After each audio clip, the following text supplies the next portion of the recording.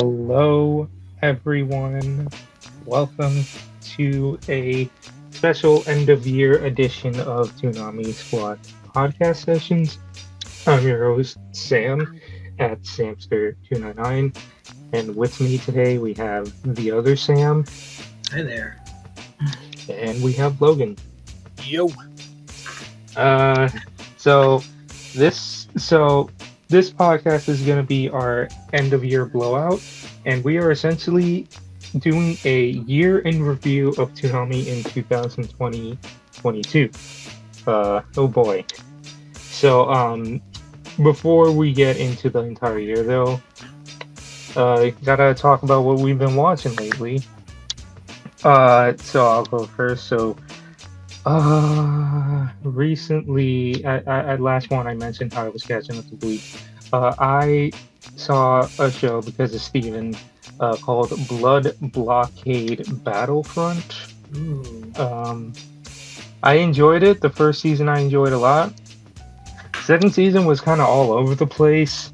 Like it felt like there wasn't really like any sort of like I guess cohesion or whatever until like the last few episodes, and also kind of had like a bit of an anticlimactic ending, which probably means that the manga is like still going, or at the very least the anime hasn't like wrapped up what the manga has done.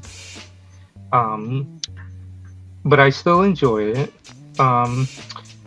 Lately I've just been trying to watch the rest of JoJo Stone Ocean because thank you Netflix. Fuck you Netflix. I'm like less than 10 episodes away from finishing it. I've been enjoying it. I can clearly see where they made some references that they can't that like where that the manga said that the anime can't say. They were supposed to go to Disney World. Actually, no, that's not true. They were supposed to see a Disney World brochure, but obviously Mickey's not there. Other than that, I've just been catching up on the latest stuff. Spy Family's still great. Your? Ma'am. Oh, it's waiting for that. It's coming to an end this coming Saturday, like the first season, but they already announced the second season and a movie, which surprises me, just because, like, while I love Spy Family and it's a Shonen Jump property, it's not like, you know, world-ending stakes or whatever from Spy Family. You're not expecting like a huge onslaught of huge moments like say in a My Hero Academia or Dragon Ball. So most of the stuff in Spy Family is very down to earth. So I'm just curious to see how they're gonna do a movie. With the second season, the movie's supposed to come all next year, which I'm super shocked. And been watching the new episodes of Chainsaw Man, which is also coming to an end next week. Power, though. Ma'am. Thank you. Well, a bunch of them actually. Makima, Himeno, Kobani. Like there's just a lot of them. Been watching the new Bleach episodes, which have been going insane. That one's also a lot of fall shows are coming to an end within this week to the next, because that's also having its part one finale this coming Monday. I'm trying to think what else. Oh, I've been watching. Well, I've only seen the first episode. They put out a new Sonic show, Sonic Prime, which I'm curious on. I hear it's okay. But that it still needs some work. I'm just surprised it's actually being done behind Man of Action Entertainment, aka you guys behind Ben 10. It was like, so when's the Ben 10 Sonic crossover then? Come on, man. I think that's about it, really. Cause like, I'm pretty much like done well, not done, but like stopped reacting to shows because I stopped taking requests. Thank you, Andre. But yeah. So what about you, Sam? Made in Abyss. Ah, I'm not gonna talk about it. You guys will see it. You know, just wait. It'll come back in a couple weeks. You'll see what I'm talking about. so Ominous. wholesome. Is that it? Um, for the moment, yes. All right. What about you, Logan? Well, let's see. I did watch the first couple episodes of the reboot of Urusei Yatsura, but I decided I want to wait for the dub. Mostly I checked out the first couple episodes because as the subtitle editor for the old series, which we still haven't gotten released yet because we're stuck in approvals hell, I wanted to, kind of compare and contrast it to the old one. And, especially since it's supposed to be adapting the manga a little more closely, but at least it felt like for the first few episodes, it didn't feel that different. But I mean, I guess that really just speaks to, how straightforward the adaptation of like the early chapters of the manga were. I liked it. I mean, I'm more looking forward to the dub just because, there have been a couple of attempts at dubbing the old one. I think over in Southeast Asia, they actually did fully dub the show. But that dub's one of those typical Southeast Asian, like Lost Forever type dubs that it exists, but you're like, none of the rights holders want to ever let you use them. So they're pretty much Big Green. Yeah, right. Like those kind of dubs generally are, unless fans, manage to record them and save them for posterity, they're in a lot of cases like lost for good. Just because they get produced with very little oversight, and then the Japanese home base finds out about them, and they're like, "This sucks. Get rid of it." So, that, not having ever had it really properly dubbed, that's why I'm kind of looking forward to seeing what the Sentai dub ends up being like. I mean, it won't have as much swearing as that weird BBC dub did, but I was gonna say I heard the BBC actually dubbed it, dubbed some episodes.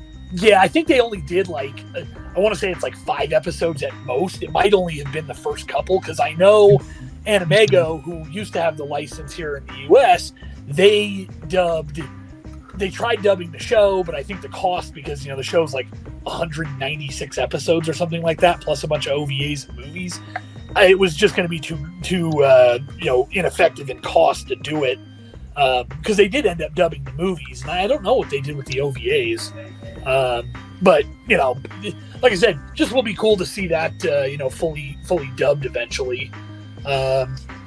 Other stuff I've been watching, Star Trek Prodigy's first half of the season finale is tonight, so the last episode of season 2 is what they argue it's season 1, part 2, but it's really just the second season. That'll end next week, so been enjoying that. And then I saw James Cameron's Blue Aliens 2 over the weekend, and it took me, I literally had never seen the original one until Saturday night into Sunday morning before I saw the new one. In fact, I actually found out 13 years to the day since it came out was when I actually watched the original for the first time.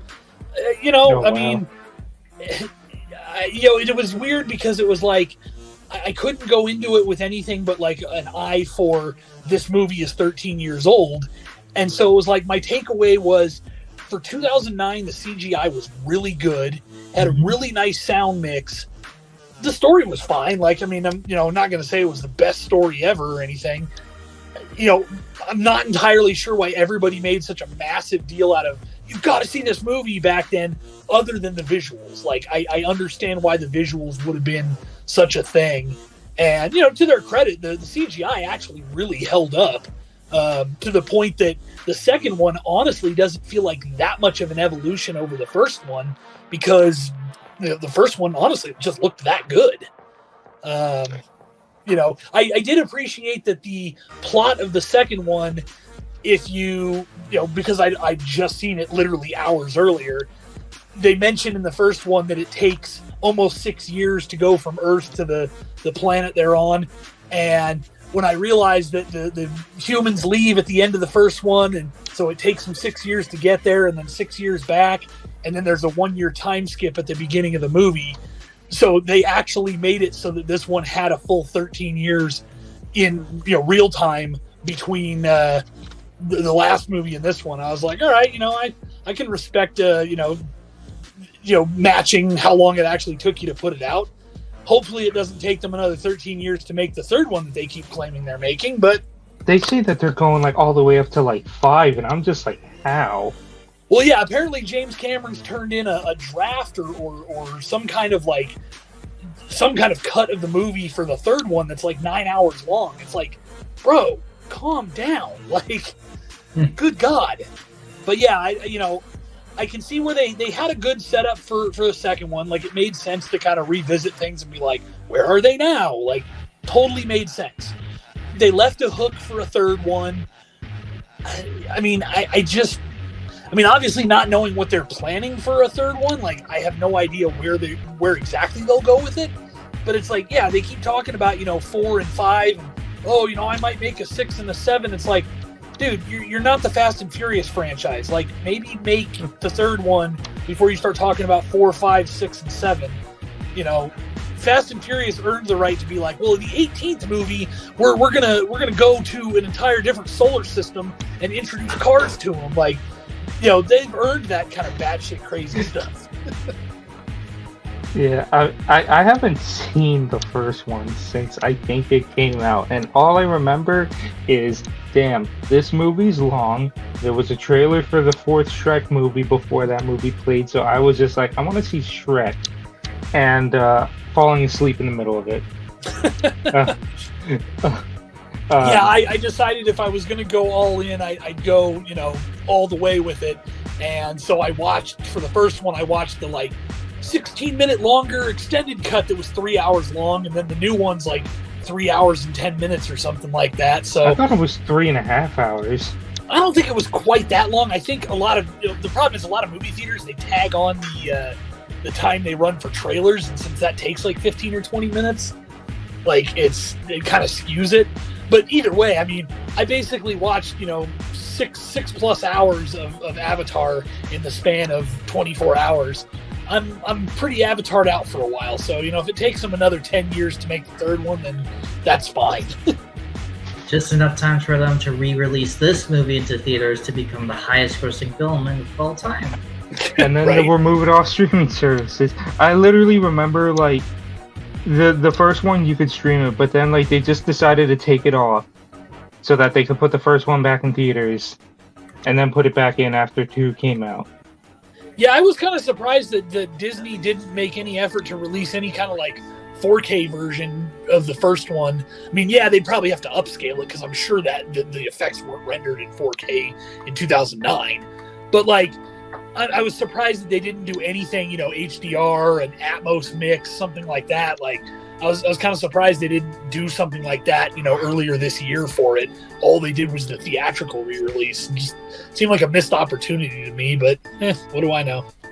I don't know. Maybe that'll happen one of these days.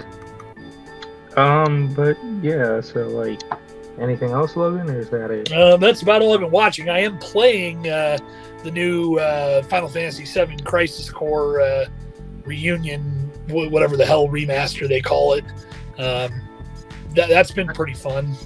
But I kind of want to get it, but then I'm worried that it'll be another game that I get and never finish, just like the original remake. I will wait for it to come to PlayStation Plus. Probably the right way to go. I mean, it's good. I'm not sure it's worth $60. I mean, it looks really good, but the problem is, at its core, it's still a PSP game. So, it still has a lot of the bite-sized chunks of playability stuff, which is great for me picking it up and playing for a few minutes at work. But it's the weaknesses of that are still readily apparent.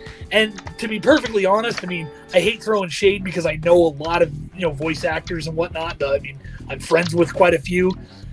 I mean, and honestly, most of the secondary voices are good, but I said this when Final Fantasy VII Remake came out, and this game is doing nothing to improve my opinion of it. The new guy playing Zack is just, he's missing something. The problem is the game uses the same animation rigging as the original game. It's just reskinned and new models laying on top of the rigging. And like there are moments where you can see like Zach, pulls his phone out and he's yelling into his phone, and the guy's shouts just they don't have any energy to them. And it's like you compare it to the old version from the PSP, and it's like it's just night and day. And I hate throwing shade on that, but man, it feels like they must have recorded it in a vacuum, because I don't know how you could look at that animation and deliver that dead of a delivery. But who knows? Yeah. Like, I remember someone posted online complaining about it, and they said he sounds like he's gonna make a 5-hour-long Steven Universe rant. Yeah, I mean, Yeah. It's just, and it sucks because, there's all the characters, that are, earlier versions of themselves from Final Fantasy VII, and, the remake cast for those characters come back, and they're just as good as they were in the original. I mean, the writing's still a little wonky, but that's because that game always had weird dialogue. But I don't know, it's a bummer on an otherwise nice upgrade of the game. It's got better controls, the graphics look great, and I'm honestly, because I got it on Steam, I'm just waiting for somebody to do like a semi undubbed project and merge some of the old voice cast back into it, because I'd probably swap out for that. All right. Well, anyway, I guess we should get into our main topic. So, since we are doing an entire year in review, I think we should go through each month and see just how, what Toonami has done in some of those months, and guarantee you will probably be speedrunning because a lot of these months are pretty uneventful. But we'll get there. So we should probably start off with January. When we did our 2021 year in review, we mentioned how we didn't know what was going on. That there was a lot of I remember Logan said it was like the right side's not talking to the left side, and there were so much questions in the air because so many schedule changes, and every time a show ended, we didn't get a new show. It would just be Yashahime got 2 slots. Food Wars ended. Yashahime's got 3 slots. We're like, what? Blade Runner having 5 marathons. Oh wait, no, that was 2020, wasn't it? No, yeah. No, that was 2021. Oh no, yeah. Yeah, Blade Runner having 5 marathons. So we were just like, what's going on? Spoiler alert, we didn't get any Blade Runner marathons in 2022 at least. Thank God. So yeah, we were just like, what's going on? Because a lot of, and then when January started, it was still up in the air. So the first of January, we had a Cowboy Bebop marathon, which consisted of a new episode of Blade Runner, and then it was supposed to be a new episode of Yashahime, right? Yes, because during that little triple finale, the third episode, which was supposed to be the last one, didn't air, and an older episode aired. So they had to re-air the episode again. So it was Blade Runner, then Yashahime for real this time, and then the Bebop marathon was, hey, Bebop, I'm not complaining. Honestly, we've kind of gotten used to this idea that Bebop could be a yearly tradition, give us an end-of-year Bebop marathon every year. We honestly kind of thought it was going to be the case this year, but it wasn't, but we'll get there.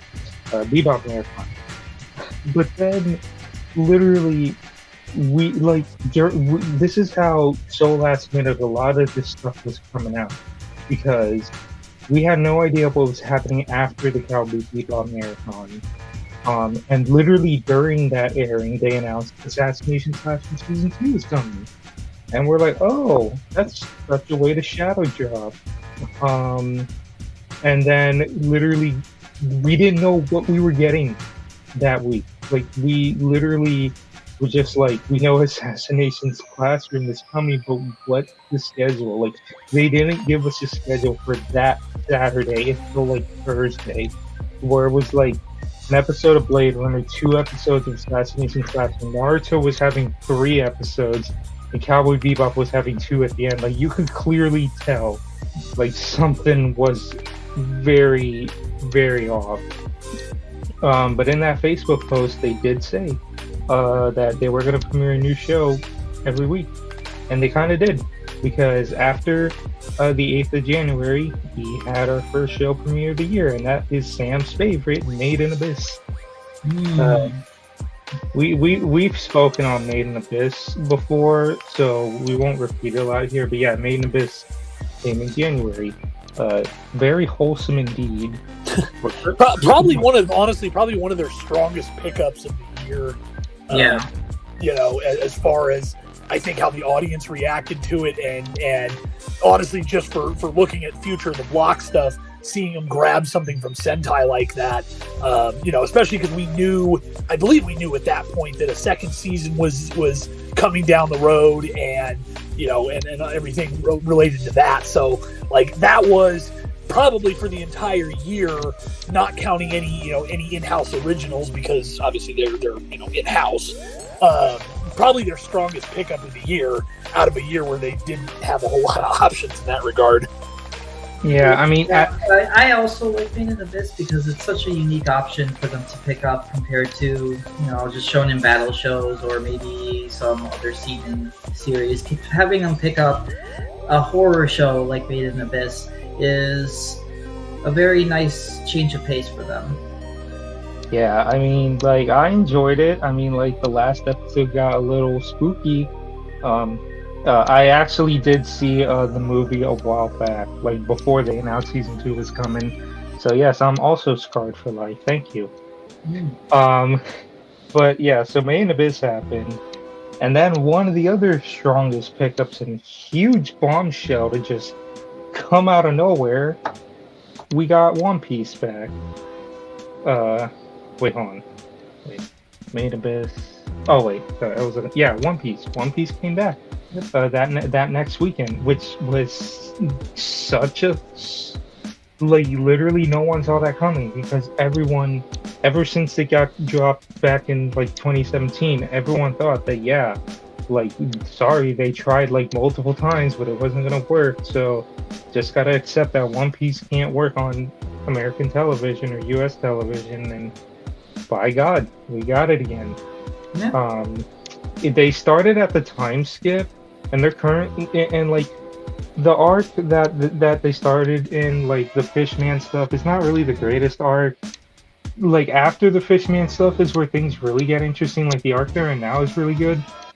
But another thing was that throughout a good majority of the year, we had One Piece doubled up. Like, every week until like November, One Piece stayed consistently at 2 episodes a week, which I honestly felt that was a good idea, because a lot of, especially the later arcs, get so bad with pacing that it's so hard. Like, when I watched One Piece, I was binging it, and I even felt how slow the pacing was. So just imagining how that must have felt weekly, just had to have killed. And like, I don't know if so. Like, there's something that happened recently, which this is a tinfoil hat moment for me. But recently, the dub finally landed at the current arc that the simulcast is in, which is Wano. And that arc, it's long, but it has a lot of high moments that get the show trending a lot, because it's got like the same, because it goes through a visual change, and it adopts like the style that like Dragon Ball Broly had, if you've seen that movie. And there's a lot of like really great moments. So I kinda wish, I'm not like, this is just me thinking tinfoil hat here, but like, say Toonami finishes the arc that we're on now, and say Toei tells them after that arc is done, you're gonna fast forward to Wano, so that they could be in line, because the dubs already reached there, that like they can be in line with the current arc. And hey, if they got the current arc playing on Toonami, that'll trend. like seeing like a lot of these high moments, because like I don't know if y'all seen some clips, but they do go like insane, like in that arc. So, but it's wishful thinking. But I would just like to hope that maybe like after the Punk Hazard arc that's currently on Toonami, that Toei tells them, "Hey, fast forward to these episodes," which I would not be mad about. I kind of like, but yet again, that's wishful thinking. But I really kind of wish they would do that. I can dream, Harold. The way that they look at it is that those are all episodes that they can use to air in a time slot. They don't want to get rid of episodes. Well, I mean, unless Toei tells them to, because keep in mind, they got One Piece back originally because Toei approached them. So maybe it's possible Toei will approach them again and be like, hey... Why would Toei do that in the first place is beyond me. For them, it means more money in their pocket because they're licensing these out season by season. So why would they care about how they air these episodes? Like maybe if they come to them and be like, look, we want you to skip ahead. We will subtract this off of your current contract and we will do this and that. I don't know how this deal works. But they could always offer them a better value. But Toei's not going to do that. They've already offered them the best value that they can for One Piece. Well, like I said... They were already able to do an end run around, being involved with Funimation and Crunchyroll, to even get it on the block, which was, completely unexpected, just because it always seemed like that was a show that they would have had TV rights on. And it's also possible that they did when it was previously on the block, and things have changed, in the years in between. So, it's that's one of those things where it's hard to know exactly what's going on with it. Yeah. But yeah, the point was One Piece came back and like they're back to single episodes a week, which I'm just very scared because the arc after this one that they're playing is I want to say almost 120 episodes. And that arc is where the really bad pacing really starts to show. I mean, that arc is great, but Jesus Christ, please, like there are some episodes that we could do without or that they could speed up. So yeah, One Piece happened. Yeah, I mean, for me, I will say that I do think One Piece, was, getting it back was probably, again, if Made in Abyss was the best acquisition they got in the year, I think One Piece, it's obviously not new to the block because One Piece has a long history with, time on and off the block. But I think, for the current state of Toonami of this year, it was probably the second most important, external acquisition, just because it gave them so many, new enough episodes. I mean, obviously, these dubbed episodes have been available on DVD and whatnot for a long time, but it gave them so much, additional content that thankfully was at least considered to be somewhat new, to put on the block, and being able to run that, an hour of it instead of just a half hour, it was good for the viewers, good for the block, maybe not the best pickup in a year where, things have been, kind of dismal at times, but, anything new or, returning like that, not necessarily a bad thing. And again, for the long-term prospects of the block, I think it was, for me,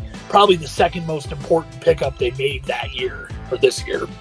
Yeah, yeah, I agree with you there. It was one of the most important pickups they made this year, and there was a good reason that was one of the most important pickups, but we'll get there. And then really the only reason this deal came about was because Toei approached them. It was cheap enough to grab, and also the television landscape changed so drastically from 2017 that viewership really doesn't matter these days. It still matters, but not nearly as much as it did back then. Yeah, so that was it for January. And then we get to the first week of February, and we had the end of a Toonami Crunchyroll original, and the start of another Toonami Crunchyroll original. Blade Runner had its last episode, and Shenmue began that same night. And nothing of value was lost. I was about nothing of God. No offense, but God, Black Lotus was just not. Like looking back at it now, it was just. I feel like, you know, even basically a year removed from the last of the marathons we got hammered with, I feel like, you know, had we not gotten those and, you know, enough time goes by, I think people will be able to re-examine Black Lotus with a critical eye and, you know, see things that were, you know, that were positives in it and were negatives. It's just, it got hammered at us and thrown at us so much, especially at the end of the year, that it left a bad taste, is unfortunately the reality. Yeah. I think my problem is that I didn't experience that. I binged it all on HBO Max when it was up there. True. My problem with it was just like the story I didn't care for. I didn't care for any of the characters in it either. But I did love the CGI, because for a TV show, it was amazing for CGI. Like, most TV CGI does not look like what Blade Runner looks like, and that was impressive, but that does not make for a great show. True. Yeah, I mean, like, I didn't care much for the CGI. It kind of hurt a little more because later this year, Cyberpunk Edge Runners came to Netflix, and that was a 2D trigger show, and I'm just like, man, like, this aesthetic looks really freaking amazing in a 2D setting, and like, seeing Cyberpunk Edge Runners, and I'm just like, damn, if only Black Lotus was 2D, like, probably could have had at least a stronger impact. Well, not impact, I don't know, but would have been somewhat better. I mean, the only other good thing about it was the original soundtrack. Like, I have the entire album in my playlist. I still, you know, can't get the first episode out of my head because of how many times they reran it. Yeah, Sam, be glad you weren't there, because we literally had 4 marathons in a month. At least one of those marathons, yeah, at least saw the Blade Runner 2049 on TV, which was pretty cool. I'm not gonna lie about that. Pretty cool, and was supposed to be a monumental thing for Toonami, because it was the first Toonami to not play on a Saturday. And what happened? They didn't use any Toonami branding. It was just another Adult Swim night with Blade Runner being played. All those, like, we were so prepared. Like Tears in the Rain. Not even unused. They went used. We still posted, but it was just like, man, what the hell happened? But yeah, Black Lotus will not be missed. It got involved in the HBO purge, so we won't be seeing that again. Never. Thank you, Zaslav. But then another show that premiered that's also probably never going to be seen again, Shenmue. I liked it more than Black Lotus, I'll say that. I'm kind of disappointed with it. I never finished it, so let me be clear with that right now. I never finished it, but I watched up to 5 episodes of the show, and then I dropped it, because as I do like the Shenmue games, but I'm not really a fan of like the stories in those games. I'm really more of a fan of like what the design of that game is. But for what the show was going for, it's trying to retell the games and kind of more modernize it a bit. But I'm just I don't know. It felt more like a lost early 2000s anime to me, which isn't necessarily like a bad thing, but to me it didn't really stand out all too much. Yeah, it reminded me of, I'm trying to think of, you know, like they did the Devil May Cry anime and stuff like that, like right around when, I want to say it was DMC4. You know, it felt like a tie-in anime. Just, yeah. You know, like you said, 20 years removed from what it was tying into. Yeah, like if this came out around the time that Shenmue 2 launched on the Dreamcast and Xbox, like, sure, okay, fine.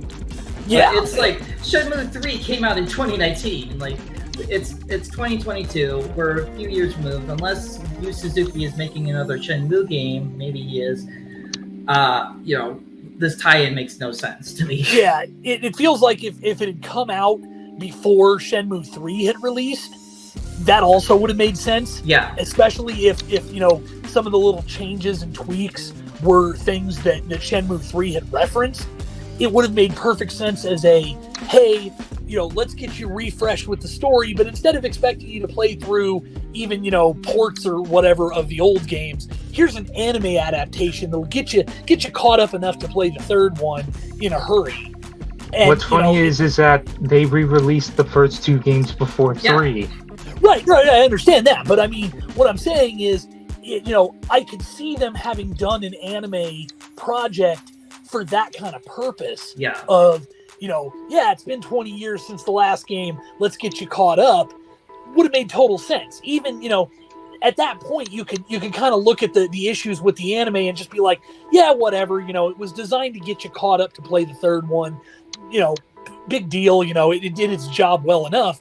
But when it comes out, 2.5 years after the third game, you can't say that was the point of it, especially when they announced it, the summer before it came out? Yeah. So, granted, I'm sure they've been working on it for a fair bit of time, but, and Jason himself had said, like, we're casting new voice actors and blah, blah, blah, because this is our version of retelling the story. So it's not even like it was even a delayed project that you can blame on COVID or something and say like, oh, it was supposed to come out alongside the game and it was just delayed. It just, it felt like just kind of a why, like, why'd you do it? And it sucks because I thought the animation looked really nice. It kind of goes to your point about what you were saying with Cyberpunk versus Black Lotus. Cyberpunk had the 2D aesthetic really worked, and I thought that was a good thing for Shenmue, because again, you go back to the old games and we're talking, Dreamcast and original Xbox era, sure, those games don't, they're not unplayable by any means, but, a new visual style goes a long way, and, I felt like they hit the mark on that. It just, aspects of the show just kind of fell flat for me. Yeah, I mean, like, I enjoyed it, but there were some moments that I was just waiting for it to end. And then, this is kind of a spoiler for you, Sam, but indeed, you don't get. But then, like, also, then, like, the last episode, it's like they wanted to cram both games into 13 episodes, but then realized that they couldn't in 13 episodes. So then the last episode literally just speed runs a lot of the second game. Like, literally. Assisted or just normal? Out of bounds skips and that sort of thing. Yes. Straight up, like he loses to what's his name again. And then, like, it straight up goes like, hey, I'm leaving town. Oh, there's these goats. Oh, there's this girl. Oh, we stumbled upon this thing. Oh, like, all this stuff's happening. And that all happened within, like, 10 minutes. Like, it's just, like, God, like... And then Jason said that a second season at Shenmue was likely, like, it depended on the Yu Suzuki. I would assume it required, like, all parties. Crunchyroll, Yu Suzuki Studio, Sega, and the animation company, not TMS, Telecom, and then Adult Swim would also need to be involved. All parties would need to be involved, but Adult Swim wrote off their end due to their parent company writing a lot of things off. I assume that was more due to the fact that Sony is just going to be uncooperative in that whole mess. So I mean, like, it's also just like HBO just writing off a lot of things. But yeah, so that was the first week of February. Second week we had the return of Attack on Titan Part 2 Ultra Turbo, like 1.5. The hottest trash opening. God. The Euro trash. That opening is great. Attack on Titan Part 2 Ultra Hyper Turbo, re-release 0.5, and Knuckles. I was trying to be clever. Attack on Titan Part 2. From Devil May Cry. Yes. Attack on Titan Part 2. yeah, like okay, Attack on Titan's really great. You know, like and I read and after part two came out and it was clear they were gonna do a third part, I was like got impatient. I read the manga and while I enjoyed it, it's just like God, this shit like why are you gonna call it the fun? Like I've said it a million times in other podcasts, but why? And it's not even just Attack on Titan that does this. Like stop calling it the last season if it's still gonna take like 3 to 4 years to finish. That would be like honestly. So like someone in Japan heard the old Community joke of 6 seasons and a movie and took it the wrong way and decided that Attack on Titan, the final season, is going to be 6 seasons and then a movie. A lot of people thought too that the finale was going to be a movie, but no, it's just another freaking set of episodes. Like, and like I'm pretty sure when the finale happens, it'll be great. I'm not sure how to feel about the ending though, but I'm not going to spoil it here. If only we had Steven. But Attack on Titan's a great series, and I'm going to talk about it. Well, I'm going to talk about this because like at this point you should have seen it. But yeah, Aaron's the bad guy. He's been the bad guy for the longest time. We weren't following the protagonist. We were following the antagonist.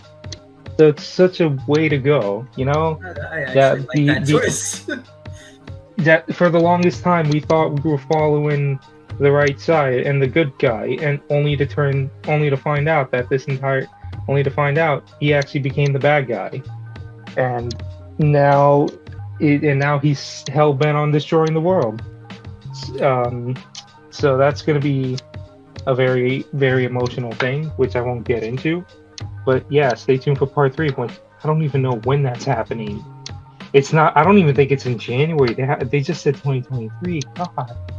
God, that's. It'll show up eventually. It'll show, and we will see it on Toonami. Oh yeah, that's a deal. That's a different type of deal. Like, so that's a given. Thank God we at least have Attack on Titan. Yeah, you can almost bet somebody wrote a contract that said, Adult Swim will have the rights to air Attack on Titan the final season. And then, of course, somebody in Japan's like, okay, final season part 1, final season part 2, final season part 3. Hell, if they make a movie, they'll call it the final season the movie. And, Adult Swim will be over there just being like, hey, our contract says the final season. Hand it over. That would be awesome, actually. What was I going to say? Shit, I just had it. God, sorry. I just had a brain fart, and I had what I was going to say, and then I lost it. But yeah, like that. Luckily, Adult Swim's got any new Attack on Titan stuff. I'm trying to look. Oh, and then another thing that happened in February to start preparing for the 25th anniversary, we got the sequel to the non-canon Total Immersion event, Cosmo Samurai 2, which was okay. It was kind of a massive turn from the last one, because the last one was just like, hey, Sarah's captured. You gotta go save her. Here's some new samurai buddies to help you do it. And then the sequel was just like, everyone's dead. You're dead. You're corrupted by this physical being of evil, and you gotta time travel back to save everyone or something. And it was just like, God, that's definitely something that happened. I literally don't remember a single thing, actually, now that or at least how it ended. I think he killed the evil being in the past, and then like that was it. But yeah, Cosmo. I like the idea of the whole, the non-canon stuff. I mean, I mentioned it when the first one came out. I like the idea of doing these non-canon ones. The only thing I don't like is, we know that like budget for the block is down, and it, part of that comes up with something that comes up in March and also related to the anniversary.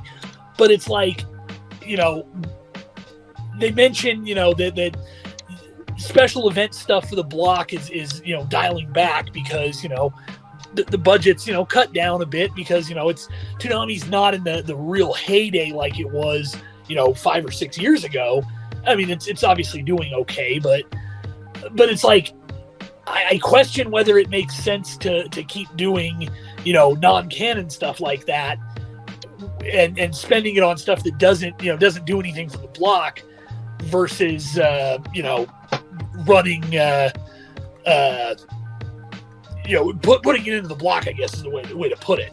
The other thing that surprises me is, and it makes me wonder if it also is something that's written off because it's basically packaging, is those are non-canon, so you don't have to worry about trying to rerun them like you would with, say, like The Intruder 2, where it try to run it now, and things in the Toonami universe have moved so far forward that it doesn't make sense to run it. Because those are non-canon, it feels like the kind of thing that's like, hey, let's rerun them for fun, and they haven't done that. It kind of surprises me because it's like, you paid for those to just run once? Like, I guess, I'm again, unless they just write them off because they're packaging and so they just air it, write it off, and call it a day. Then I can understand them not being able to air it again. But it seems kind of weird to me. Yeah, like it's, I don't know. I remember there was like 1 week where they re-aired all of like the Countdown Total Immersion event. Like, so I don't know. That's just, I really have nothing else to say. I don't know. Sam 1, did you ever see Cosmo Samurai 2? No comment. Alright, well, and then after that, because we were celebrating 25 years of Toonami, we got a canon Total Immersion event. It was a 2-parter, and it was called The Return. And it was the return of the original, not identical Absolution ship. Jason said that he just wanted Tom and Sarah to get off the Forge, and they did. It was just essentially time travel bullshit, because they were literally like, this ship is from 15 years in the future, but there's Sarah 1, and then there's like a bunch of holographic markers of the old Toms, and it's just like, well, whatever, ship's going away. So is the Tom Model 2 from the future? What is it implying here? I don't know. They essentially it's time travel BS, so they can get them off the ship or whatever, like get them off the Forge. Like, it's still not explained. It was a 2-parter. Like, how are you gonna explain that in a 2-parter? I feel like this could have been just like a 5-minute thing for like one night, and then just be like, here we go, we're back on the Absolution, there you go, have a happy 25th anniversary. Instead they wanted to do 2 weeks of this, and I'm like, there's not enough stakes for this to be a long event. There should just be 1 episode and that be it. Yeah. If you wanted to do it as like a multi-parter, it would have been something more interesting, like have the ship transmit a distress call, have, Tom's on the Forge, build like a fighter ship or something, Tom goes out to save the ship and is stunned by what it is. You could beef it up, but I think that also goes back to the whole, hey, we're, the reins are tightening on the budget, so, we're trying to keep this in check. And, given what we know happens with Warner Brothers and whatnot later in the year, them keeping the budget in check probably wasn't such a bad thing in hindsight. Yeah. Yeah. So yeah, the return, the anniversary was kind of lackluster. Aside from the return, like, not a lot happened. Like, a lot of the, for being the 25th anniversary, like, not a lot happened. I mean, like, they had like a bunch of stuff online, like they shared like a lot of, stuff, like fan stuff, like acknowledging a lot of the fan works too, like like actually promoting Slim's HD remasters of like old Toonami promos. I think they even shared Junior's like big Toonami logo transition thing, and all cool stuff. I mean, I even made a little special video that was tweeted on the squad account that Jason actually retweeted, so I'm very happy about that.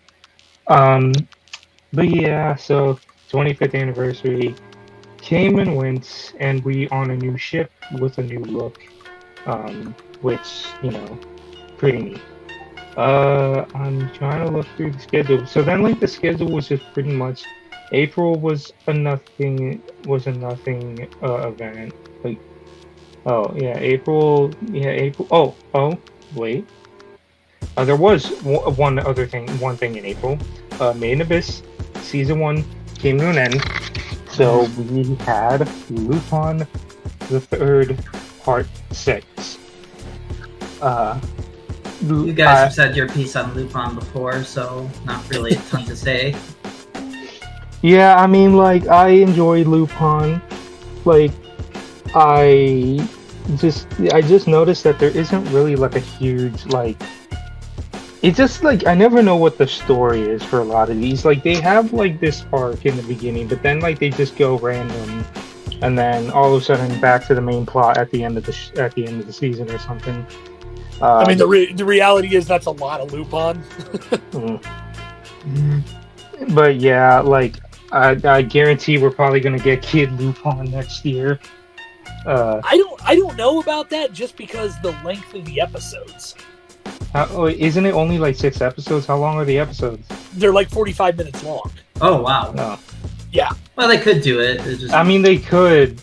They've aired, like, Made in Abyss season 1 had a 1 hour. Yeah, but that's just one episode. The last hour-long show that they ran was Hellsing Ultimate, and I mean, keep in mind we did have a double slot of One Piece for months.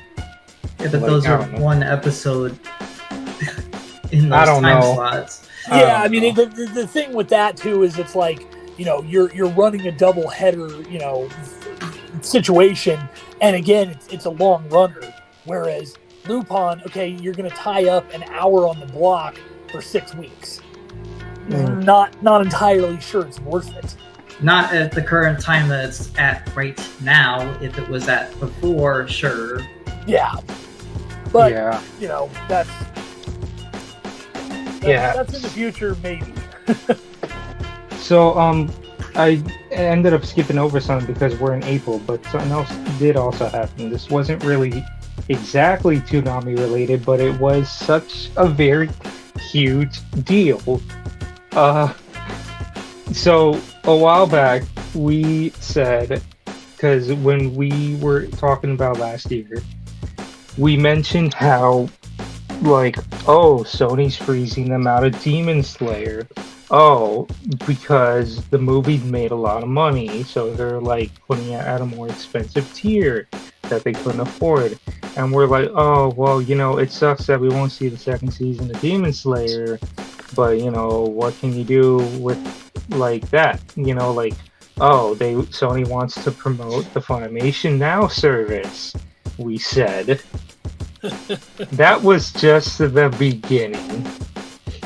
The very scary beginning, because what happened is that we now know the whole truth. They killed Funimation. Look at its corpse. Stop it, he's already dead. Oh man, it's out of color and it's stretched to 16 by 9. They decided to just assimilate Funimation into Crunchyroll. And Crunchyroll has become the dominant service, which is very, like, I think the right word is antitrust. Anti-competitive. Anti-competitive. And, you know, ever since then, we've had nothing. Because Sony has just decided that as soon as Crunchyroll became its own entity, they just literally said, fuck you to everyone. They literally said, fuck you to everyone. Not even just Toonami. They were just like, yeah, no, you're gonna use our service to watch our content. Nowhere else. Don't you dare think that we're gonna give our content anywhere else. because it is hours and hours alone. And you know what? Even if it's a show that existed before, we're going to replace the entire cast because they wanted to have it on a union. just, yeah, just, yeah, so, yeah. We have essentially, slowly throughout the year, have learned that essentially Sony does not want to give any anime to Toonami. Jason has literally said, don't expect any Sony anime to come to Toonami, which is a giant shoot point blank in the face for Toonami. Very, I'm like, it still hurts. Now, to be fair, it tiny bit eased up, but I don't want to get there just yet. But yeah, we have essentially learned that Crunchyroll will take every single anime you know and love and keep it away from you. They did that. They removed like the watching with ads. Like they even bought right stuff. They screwed over Kyle McCarley, I think his name. Who voiced Mob. Like they just literally have within the span of a year just become one of the worst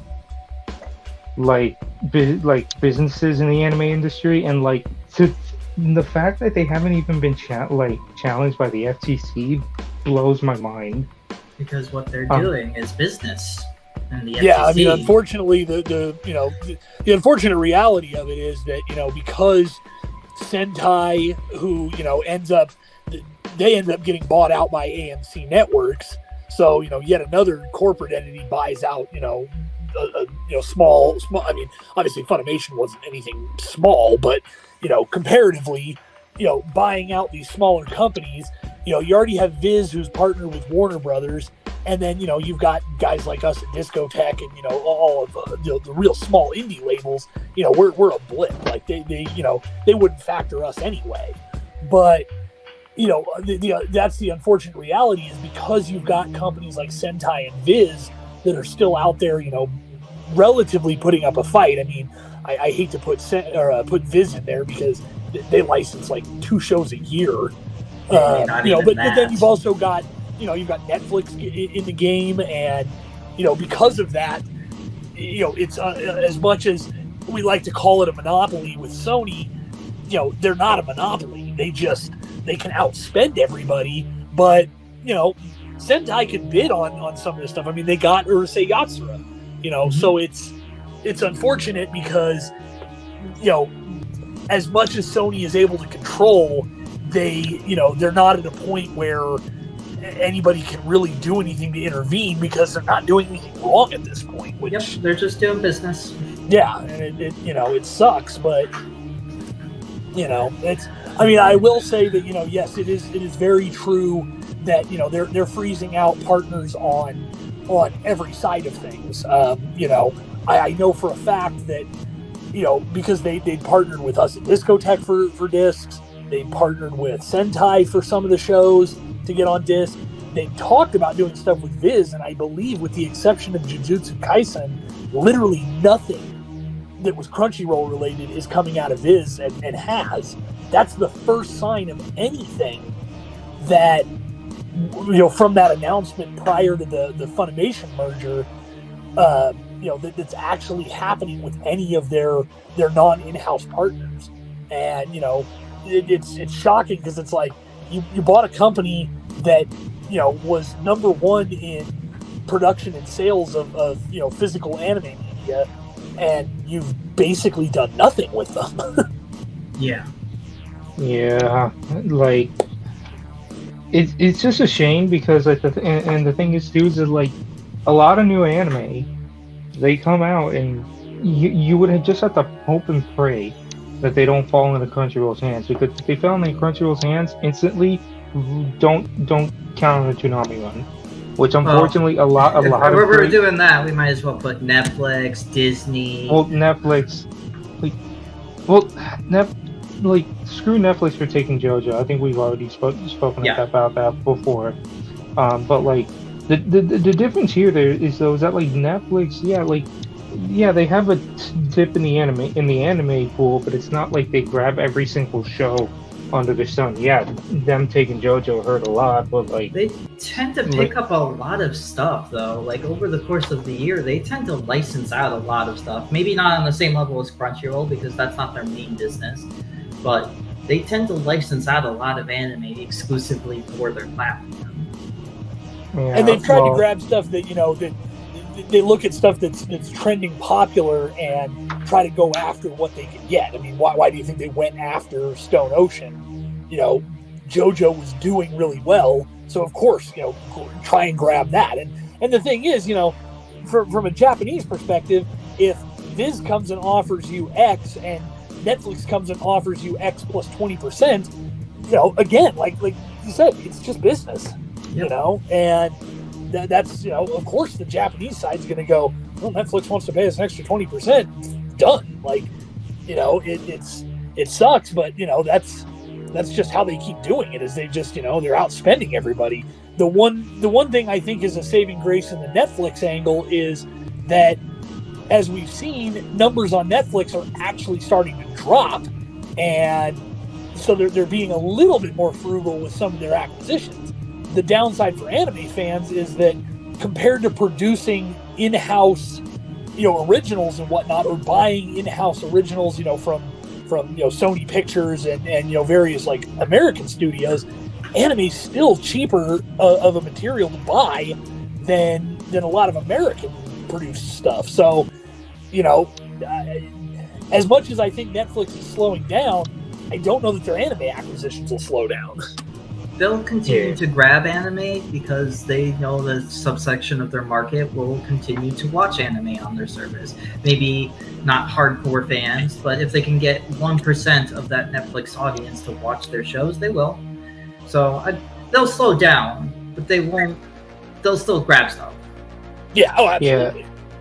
Yeah, but essentially, like, a lot of we've essentially made the joke that if a show gets announced coming to Crunchyroll, rip Toonami chances, which kind of hurts because there's so many great shows like Spy Family, Chainsaw Man, Mob, that all would do so great on Toonami, but just won't because it's Crunchyroll at the end of the day.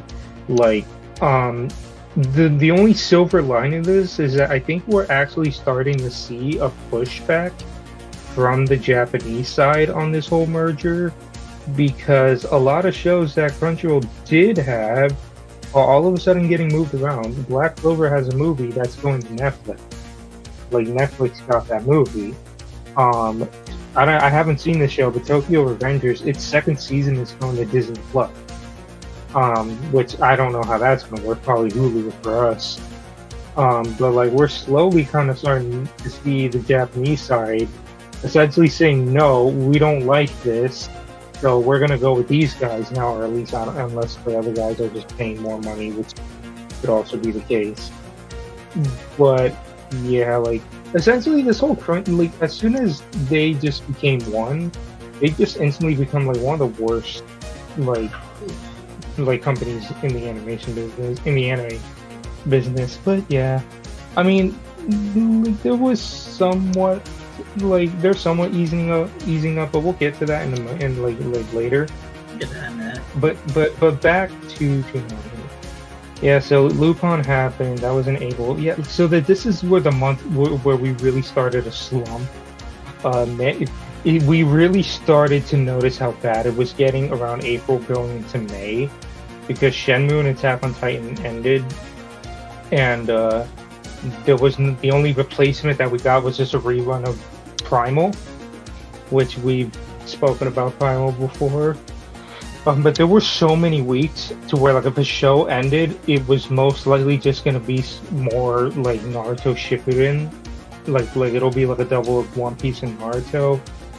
It's just straight up they just had nothing replacing, and then the worst offender to that was Shenmue and Attack on Titan ending, and nothing was replacing it. It was just gonna be Primal taking the lead, Assassination Classroom gets moved up, and Shenmue and Attack on Titan rerun at the end.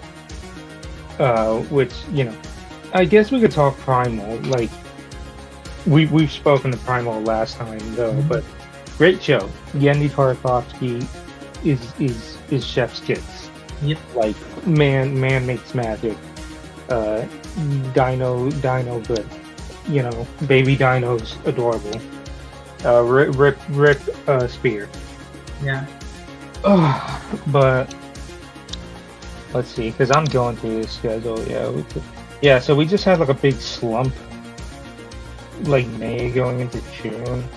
Nothing was really happening. We Like, did have a mess up at the end of June where in the Toonami intro they kind of said, "Oh, wait till next week, we have something for you," and then they had to clarify on their Facebook page.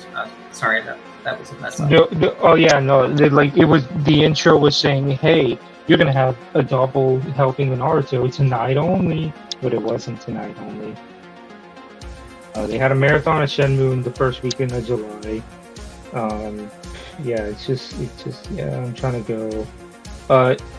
July 21st or 20th, I think, is when they premiered season 2. When Adult Swim on a Thursday night premiered season 2, and then that Saturday, season 2 was on Toonami. But then on July 30th, we had second season of Yashahime premiere.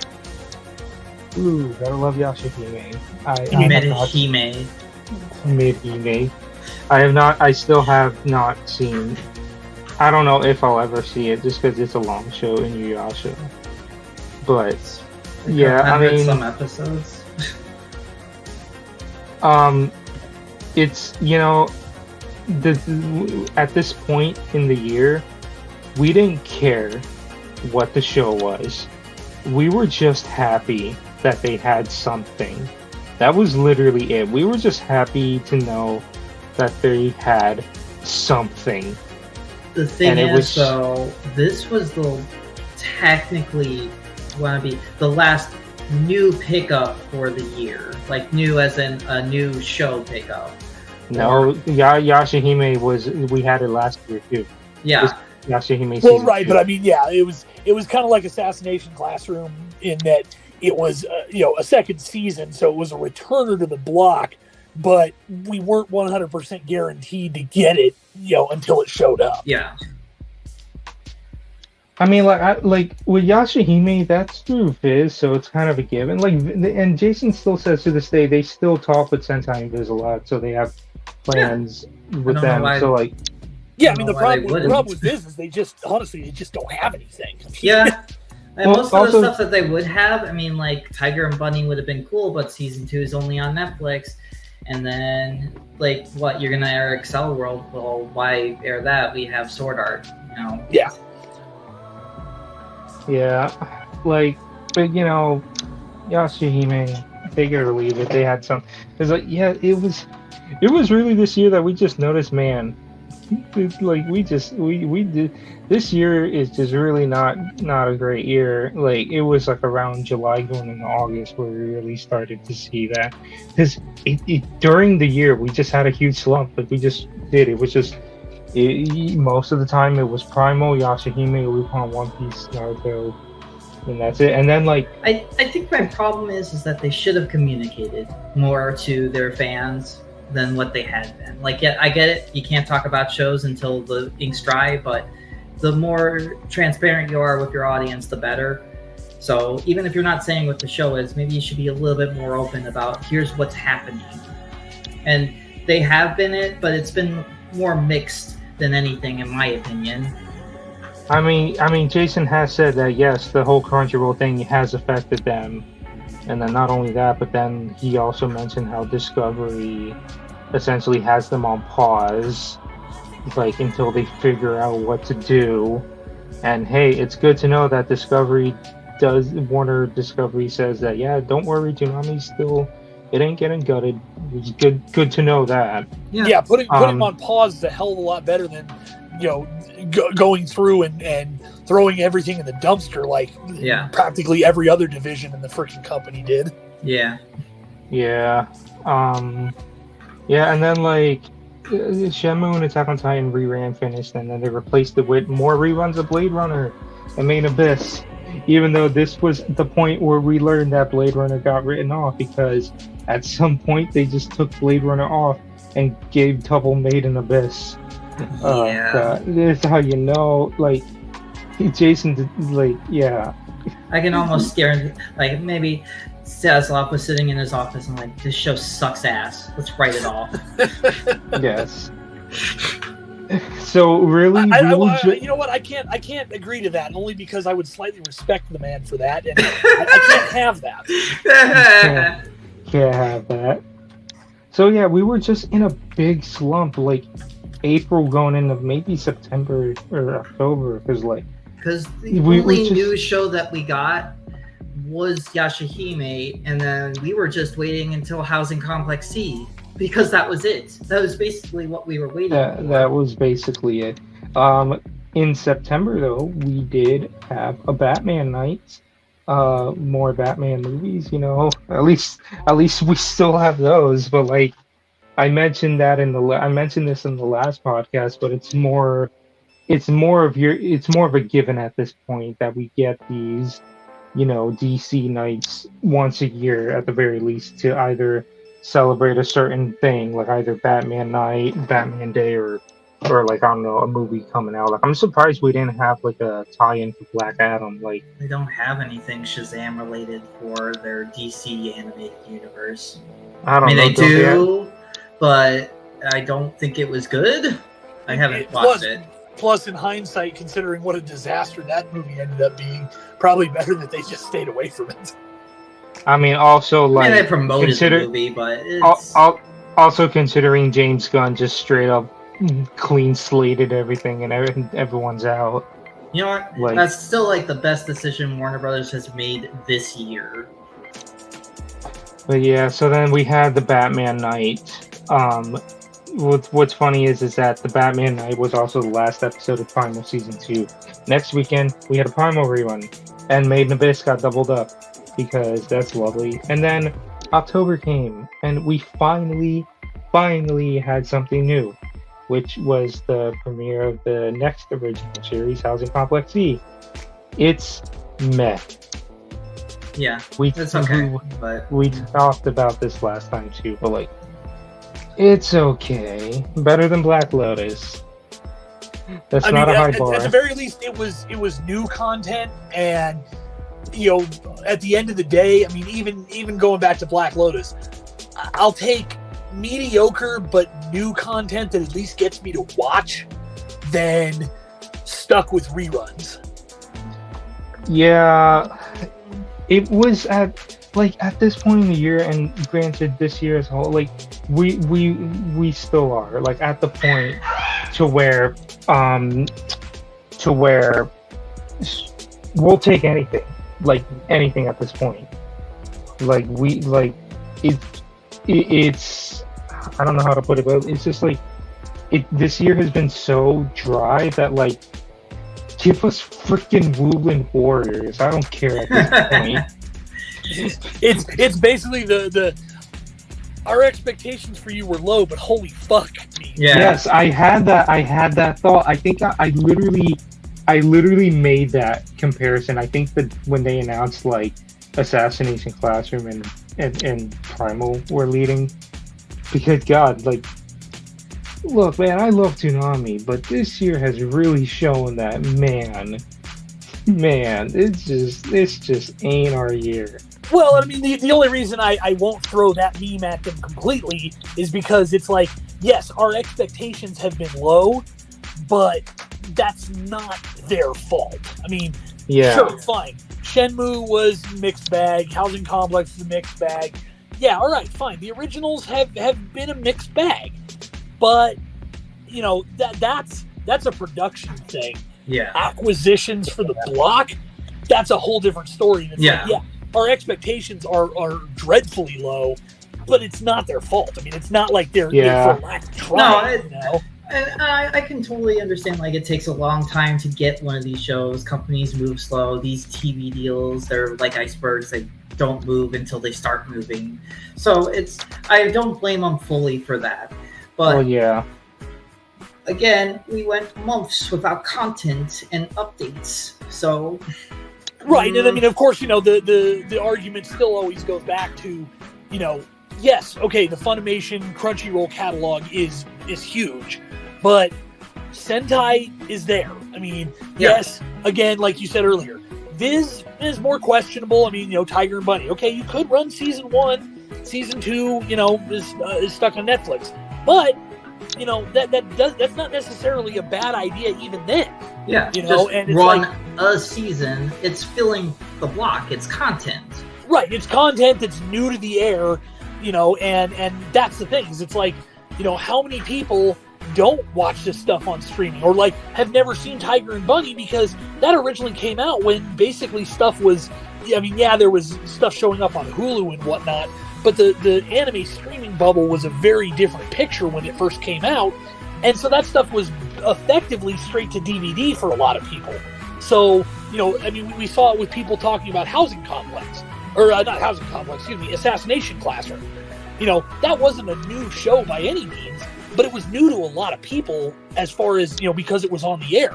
Yeah. So, and I've preached this before, just because the show is, 10, even 15 years old, doesn't mean they should be discounting it. And the fact of the matter is that Sentai and Viz both have decent catalogs with that kind of material. Yeah. And even if they don't want to go into the backlog, there's still new shows that just would fit the block. Like, I've been watching Call of the Night. I think that would be a great pickup for them. It's certainly different, and it's not a conventional action show. But I think it would fit the block well. And then, it's content. Try it. See what happens. Well, yeah, the fact is, we've seen them plenty with, Food Wars is not an action show by any means. And that aired and did particularly well, all things considered. Yeah. Unfortunately, it's unlikely that we'll see Pop Team Epic Season 2, which is a bummer because, that show was ridiculous. That's anything but the definition of an action show. Yes, it had action segments, but it's not an action show. But people enjoyed that. So, and Jason himself has said, yes, Toonami is at its core an action cartoon block, but they themselves know that they had to diversify to some extent if they were going to survive, and that's no less true now than it was a couple years ago. Yeah. The diversification, just because something like Call of the Night might not be typically what you'd see on the block, so what? These days I don't think that's a hurdle to the block anymore. Yeah, and I want Toonami to try different things, do new things, because if all we're getting throughout every year is just their originals and maybe 1 or 2 new shows, I don't think that's good enough. They need to do better. Yeah, absolutely. Yeah. Hoping that 2023 becomes better, but jumping a little ahead. So yeah, October we had Housing Complex. The last weekend of October, we had a marathon of Housing Complex and Promised Neverland season 1. Yeah, it was season 1. Okay. Yeah, it was season 1. It was strange that they never aired a season 2. There was never a season 2. I was gonna say, yeah. Well, how could you air anything but season 1? That's all that exists. Yeah. Yeah, I know. I'm actually kind of surprised they didn't just run Housing Complex the 4 episodes twice. Because they've done that before, with a lot of short shows. I remember they did a Wooly Cooley marathon and they just ran the 6 episodes twice in a row. But yeah. And then we're kind of coming up on some of the current stuff. And that, this was at the last podcast what we knew so far. Yeah, so the big schedule change, which had a lot of eyebrows raised, was Main Abyss Season 2, My Hero Academia, and what we now know was a extra hour of Toonami because they cut it. They cut it down to 3 hours. We know that Main Abyss movie isn't happening. Not going to happen. They tried, but they couldn't. And My Hero, we all season 5, which was the big elephant in the room. Is this a typo? What is this? It was a rerun of season 5. At the time, we were very scared and concerned. But then, we slowly realized that they were running the last 3 episodes, which means, hey, this has to mean season 6, right? Because if because if they had ran it from the beginning, then I would have been very concerned. But the fact that they were running the last couple episodes means that maybe they're just putting in a bit of time gap between seasons or whatever, just so that they're not current. And you could tell a lot of this stuff was last minute because going into Thanksgiving weekend, at the time for me, it was going to be a busy week for me, so I was like, all right, Toonami, just announce what the marathon is so I can make these thumbnails because I have a busy week ahead of me.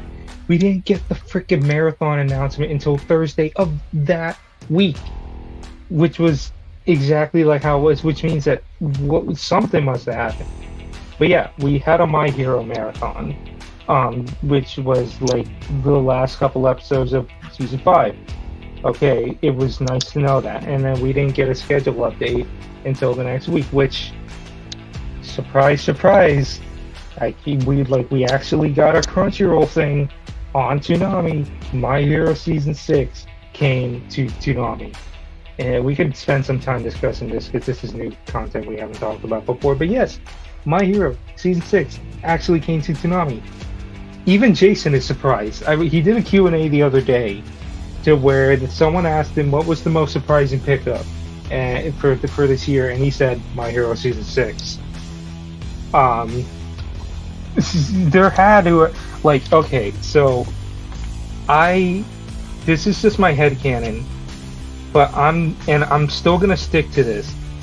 But I have a feeling that this announcement was so last minute because I want to say that Sony wanted to pull out whatever deal Toonami had on My Hero, because like that's I feel like Sony wanted to tell them to fuck off on My Hero, but they just couldn't because there was already a contract, which I don't know if they signed it with Funimation at the time or if it was the Japanese owners Toho who did. It would have been a combination of parties like Funimation and Toho, so both parties like that. I think back then when they got it, I think Sony hadn't purchased them yet, or that purchase hadn't gone through. I don't remember fully, but yeah. So it's been under that Funimation contract for a long time, and I would assume that this is just them honoring that contract or just to appease their partners. So I still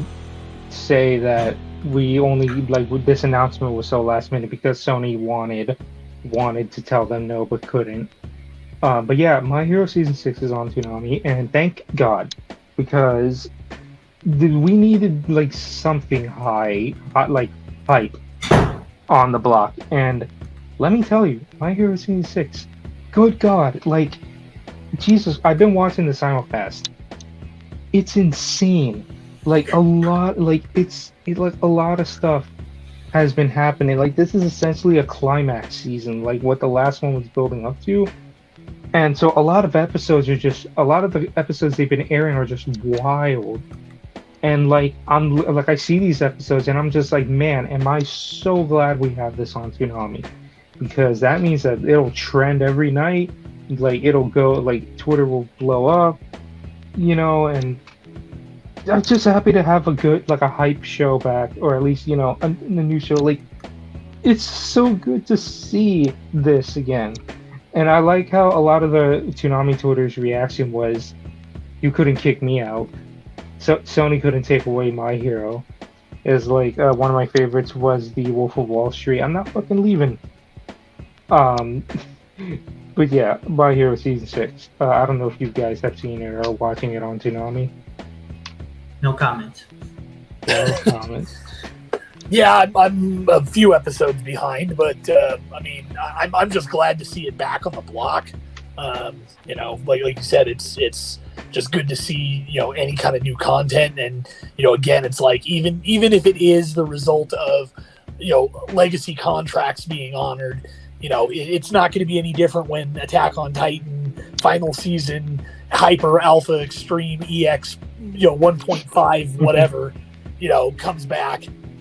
That's also going to be technically a legacy contract, and a show that's been on the block for a very long time. All that coming back, it doesn't matter. I mean, content's content at this point, and when you're looking back at the desert of new releases and new stuff, I'll take whatever we can get. Yeah, I mean, like I've said it earlier, but it's just like we're at a point where we'll take anything, and.